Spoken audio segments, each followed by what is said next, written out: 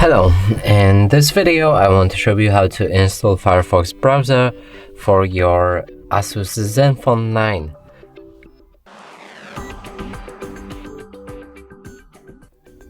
So in order to do this, let's open our Google Play Store.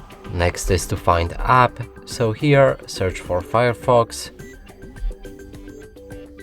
open it and install it.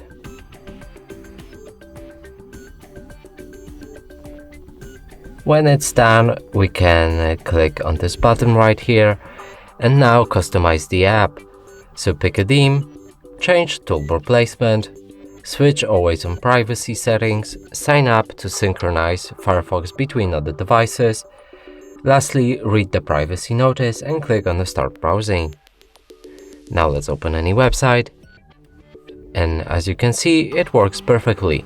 And that's it for this video. Hope you like it. Please consider subscribing to our channel, leave a like and a comment below.